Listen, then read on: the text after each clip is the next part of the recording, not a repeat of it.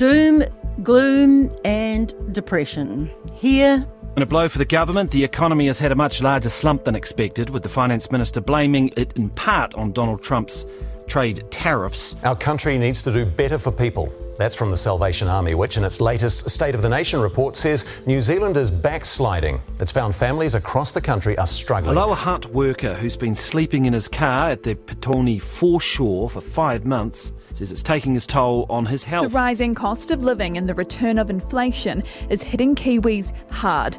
Inflation currently sits at a 32-year high. A new car, an overseas holiday, or just a trip down the road to the local dentist. A list of luxuries many can no longer afford.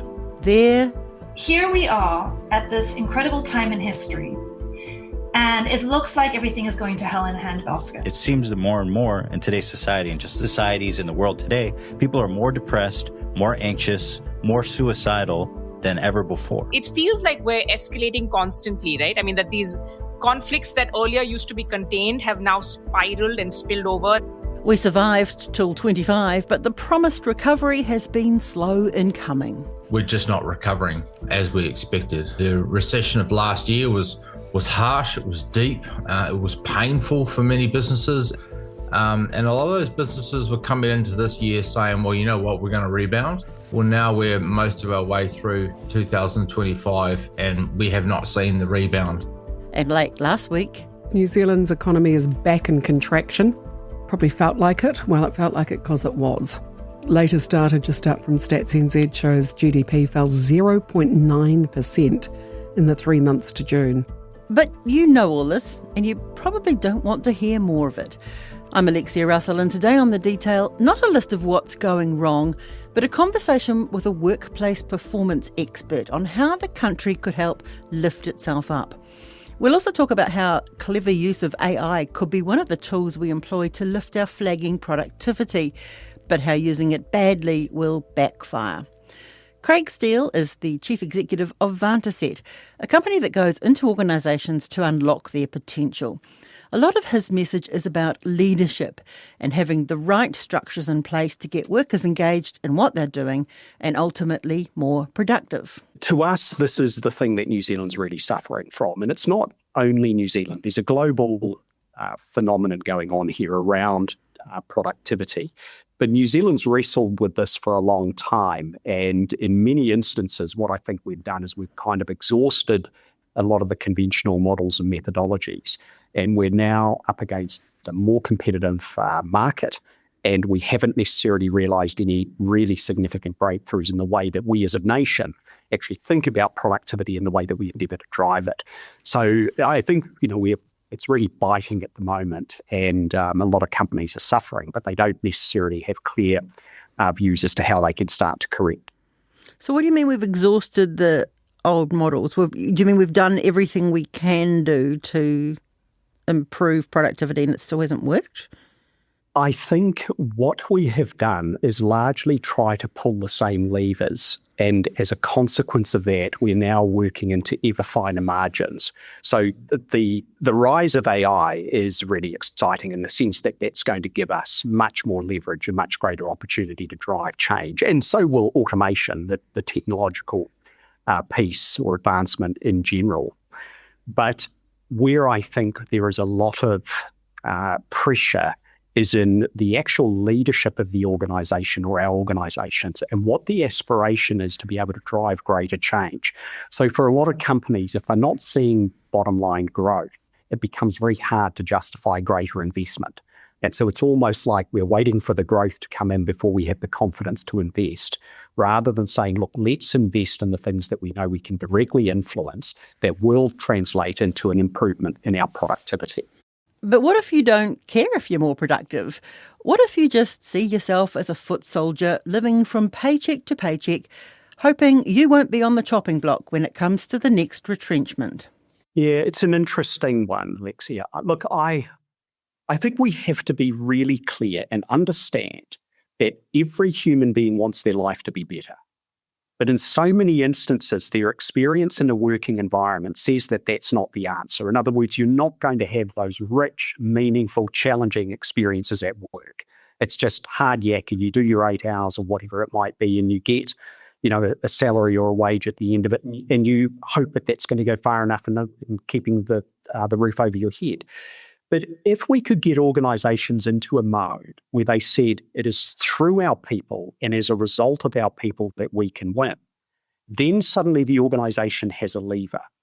So instead of people just being a resource that the company is trying to manage, the organisation turns its people into its point of difference. And for a human being, for any member of staff, when they're on the receiving end of that, it is radically different. And what we're seeing at the moment, I think, are these huge differences between organisations that have a vision, that are engaging people really deeply and people being excited about going to work, to other organisations who are perhaps feeling like they are not going to need quite so many people in the future, and therefore the relationship just starting to break down. So, in other words, in every company, there are predominant experiences, but it has nothing to do with the industry. It has nothing to do with the market. It typically has everything to do with leadership. And that's why so many people just adore working for startups, where you've got a visionary leader who's passionate about trying to engineer something really impressive, and individuals feel like they're a part of it. So they feel like they are part of that evolution or growth of the company, and they dig really deep, and they give it their heart, they give it their all.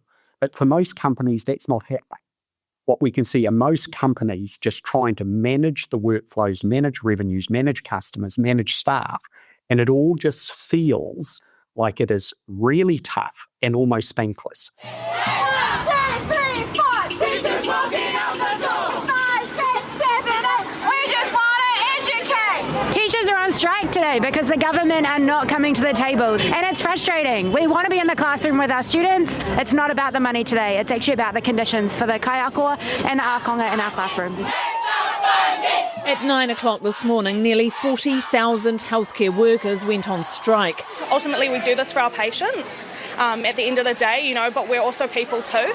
And so therefore, we need to be able to keep up with the cost of living, keep ourselves nice and healthy, because if we're not healthy and our well-being's not looked after, how can we, look after anybody else?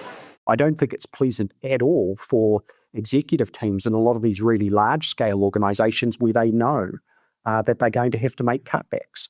But we somehow have to find a way through it, and that is to say, look, irrespective of who is there or who is left, they are still vital to our success. But I see a lot of organisations kind of burning the entire relationship because they haven't got a construct to manage the right sizing, if you like. I think you've just described the entire public service there. I mean, half of them are on strike at the moment. Yeah, it's a tough gig, and yet they are critical to New Zealand's prosperity, to our well-being. And somewhere along the line, you would hope that there is some mechanism that can be brought in, not just to try and pay them better, but we need more productivity, we need more taxes, we need more efficiencies in the marketplace to get the revenue to be able to do that. But what we also need to think about is how do we enable them to be super effective in the area of work that they do, or the area of work that they love. And at the moment, that just simply isn't working. So it's not the people. Our people are not the problem. The system, the process, they are the things that are in the way and the cause of the problem. And so if, for example, if you were Mr. Brian Roche, who is in charge of New Zealand's public sector, he will know that there are thousands of fantastic people wanting to give it their all. But it is tough for him when there isn't a structure that he's got. He hasn't inherited a structure that enables him to optimise the performance of each of our ministries or social agencies. And yet the people themselves, I think they are deeply committed to what they're doing. It just feels so thankless. Is that a political failing? And, the health system in particular has been mucked around, reshaped, unshaped, reformed. There are big issues there. Do politicians need to understand that every time there's a major structural change that they are upsetting the workforce? Yes, but I think they do understand, and I think what they are always trying to do is to represent constituents and think about how do we best honour the policy that we have been elected on. And so sometimes that is about just driving efficiency. Sometimes it's about improving capability. Other times it's about trying to be ever clearer in terms of who we're there for and what the outcomes are that need to be delivered. So in answer to the question, is it a political failing? I think it's a structural failing. I don't think it's a result of any one political party, and certainly not a political party at a time. So in that respect, you could say until such time as the levers are embedded in the public service, that all parties back and support and that it is depoliticised, it's going to be very hard to optimise the impact or the efficiency of those institutions. Despite the capability, and I think that's the really important point to make, is it isn't the people that are failing, it is the systems that are making it incredibly difficult for them to be able to produce better outcomes. And that's not by design, and it's not any one person's fault. I think it's just an accumulation of outdated policies or practices that are being rehashed in order to try and ensure that the organisations are underpinned. But if it's a challenge, it's a big challenge. Could one solution be, sometimes in startups, new employees are offered shares. There's the incentive there to work harder because the increase in value of the company is an increase in value in your shares. There's not an equivalent in the public service. I mean, do we need to look at the sort of reward structure? The reward structure is important because we can't have police officers and nurses and bus drivers being unable to afford to live in the cities that they work. My assessment is that this city contains the most diverse range of New Zealanders who cannot afford to live in Auckland. The closest I'm ever going to get to home ownership is finding a landlord who lets me put a nail in the wall. That's the Kiwi dream. So something significant has to change. At the same time, we have to have a much greater appetite to say, rather than just tinkering around the edges, what do our people need to deliver the service that that organisation is there to deliver?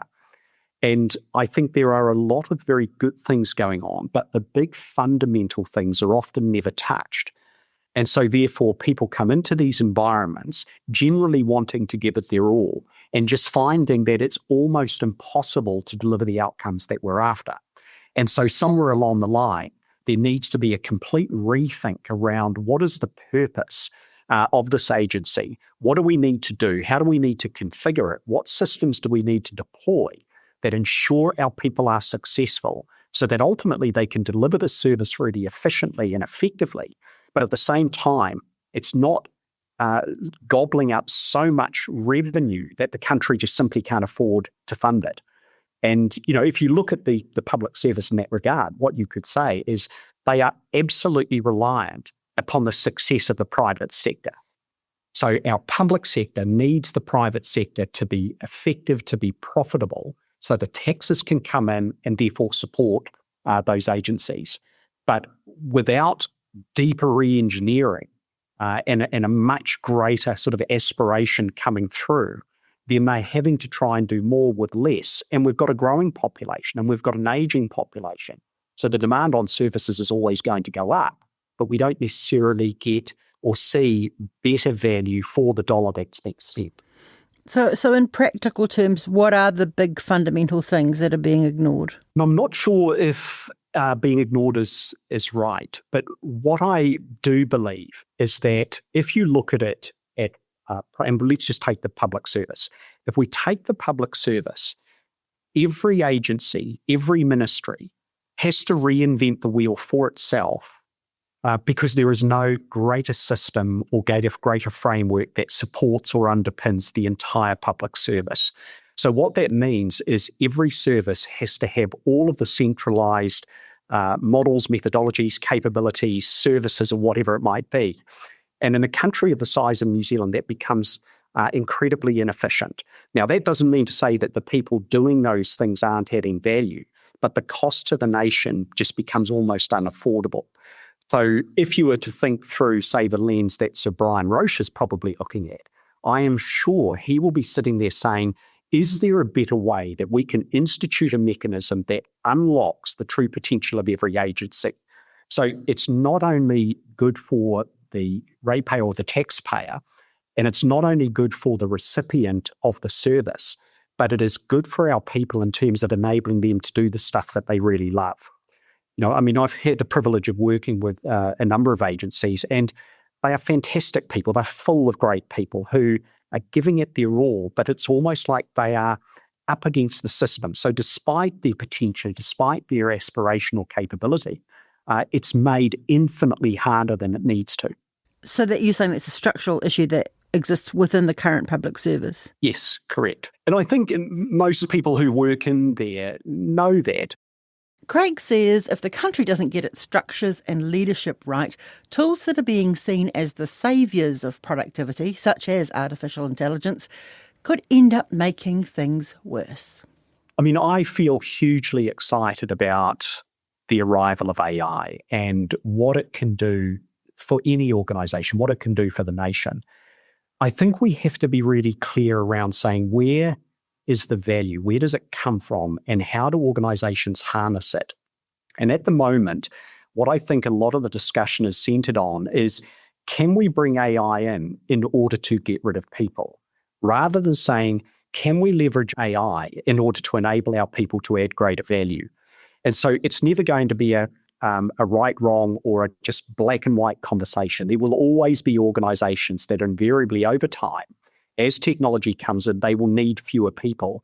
But what we don't want is the broader population thinking that the purpose of AI is simply to get rid of people.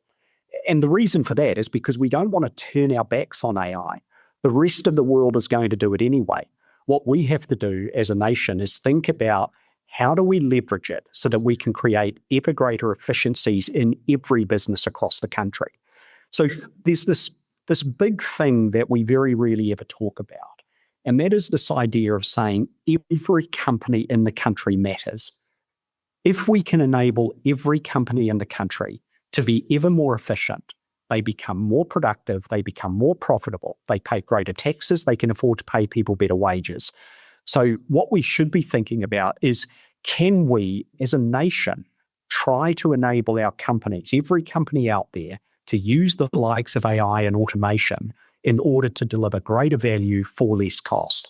I think what we have to do is we have to have chairs, chief executives, executive leadership teams looking at it through the right lens to say, what could it deliver for us and how do we best institute it? So at the moment, I think one of the things that's happening across a lot of companies is it's almost uncoordinated. So companies almost saying to their people, if you want to apply AI, great, or we're going to put you on an AI course and we hope that this is going to enable you to better utilize it. So that's useful, but it's not necessarily going to be transformational. So what is it that an executive team is going to need to do, or what could they do to fast track their adoption of AI, but in a way that their people want to back? Because if we don't get the right narrative, every investment in AI is going to create a backlash within the workforce. So people will push back on AI because they're afraid that the only reason they're bringing it in is to get rid of it. So somewhere along the line, we have to correct that so that people understand the purpose of AI is not simply about replacing people. The purpose of AI, if we leverage it, is about becoming ever more effective and efficient in the time that we've got. Yeah, it's funny, isn't it? AI can feel like an attack on people. Especially people who are good at their jobs. If you're a public relations person or a commerce person and you can dash out a press release and it says everything you need to know in 5 paragraphs, and then you've got someone who can't and they're using AI to do that, you'd feel kind of, that your particular skill is no longer valued because a machine can do it. It's confronting, and I think that is across industry, and certainly, say, the media industry is probably one that's going to face this or have to face into this a lot. The difference, though, Alexia, I think, is that even though AI can produce the outcomes or the outputs, it's never going to, or let's assume that it's never going to replace the relevance of human input. And so what is it that people say in a sector like media can do that they're not expecting the AI to do. But that's more about the value add rather than simply the production. So I know that there are many industries that are going to be really confronted by it, and there will be certain roles that will be completely replaced. So the question is whether we become nervous or resentful, perhaps even of its arrival, to, okay, if that is going to happen, how do we better utilise our skill sets, or how do we better make use of the human factor within our business, rather than the organisation and its people almost becoming separated by the arrival of this technology. As an example, just on that, I was talking with a very competent marketing expert, and he was telling me that a couple of the different AI tools that he uses can almost write better reports than he can, or better articles. And so that may or may not be true. But the fact is, what he say is it's giving him the time to do the real strategizing. So, here's one person in an industry. Now, he could quite easily look at that and think, gosh, I'm no longer needed. Or he could sit there and say the time-consuming work that has always prevented me from doing the real value add, that can now be taken care of. So I think a lot of it is just going to come down to the way that we view it, and ultimately the way that we embrace it. And, there will be the companies out there that say, we're under the pump, we can afford to shed a few staff and AI will do their jobs. Yes. And that is happening. The concern that I always have is, as they do that, what have they got left? So if people, by and large, see that being managed poorly, or not really understanding the rationale for it, so they can't reconcile, then all it does is create a wedge between staff and leadership.